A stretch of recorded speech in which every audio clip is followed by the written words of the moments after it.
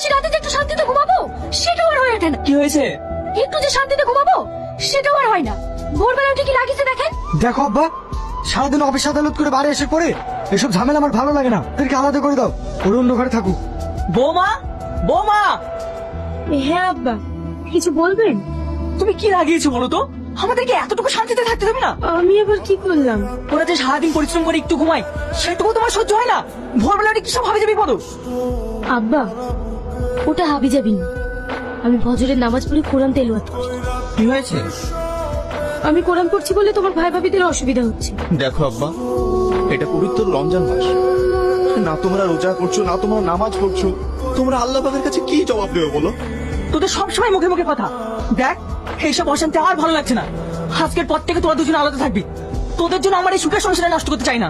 ঠিক আছে আব্বা, আমরা আলাদাই থাকবো। হ্যাঁ, মাল পাঠিয়ে দিয়েছি, দেখেন এখনই ঢুকে যাবে। তোর তো এখন বিশাল ব্যাপার, একজন পুলিশ আর একজন উকিল, সবই তো ঘুষের টাকা। আমাকে খুব কষ্ট করে ইনকাম করতে হয় রে ভাই।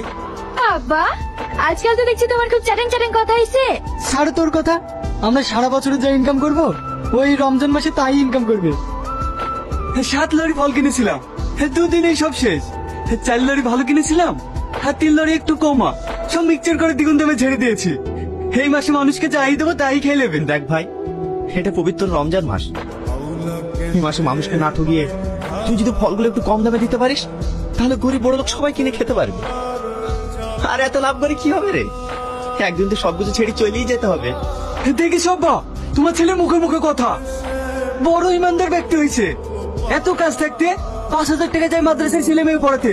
যদি আমার ব্যবসাতে হেল্প করে তাহলে ওকে আমি মাসে 30,000 টাকা করে দিতে পারি।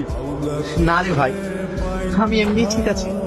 তুই মানুষটা গিয়ে পাপের পথের টাকা আমার দরকার না। কি গো, ম্যানেজ করতে পেরেছো? না, রক্ত কোথাও পাওয়া যাচ্ছে না। ডাক্তার বাবু বললেন 1 ঘন্টার মধ্যে যদি ও নেগেটিভ রক্ত না পাওয়া যায় তাহলে আমার বাবুকে বাঁচানো যাবে না। এখন আমি কি করব কিচ্ছু বুঝতে পারছি না। কি হয়েছে আপনার ছেলের? আমার বাবু অ্যাক্সিডেন্ট করেছে। আমার বাবুকে বাঁচানোর জন্য 1 ঘন্টার মধ্যে ও নেগেটিভ রক্ত প্রয়োজন, না হলে আমার বাবুকে বাঁচানো যাবে না। আমার ওনাকে রক্ত। আমি তো রোজে আছি। আপনি রক্ত দিন। আপনার রক্ত দেওয়াতে যদি একটা ছেলের প্রাণ বাঁচে তাহলে আপনি রক্ত দিন। উপরওয়ালা সব দেখছি। যাক, আপনাকে যে কি বলে ধন্যবাদ জানাবো আমি ভাষা খুঁজে পাচ্ছি না। এতে ধন্যবাদ দেওয়ার কি আছে? একজন মানুষই তো আরেকজন মানুষের পাশে দাঁড়াবে। আসসালামু আলাইকুম। ওয়ালাইকুম আসসালাম। বসে। বেশি কিছু আনতে পারি?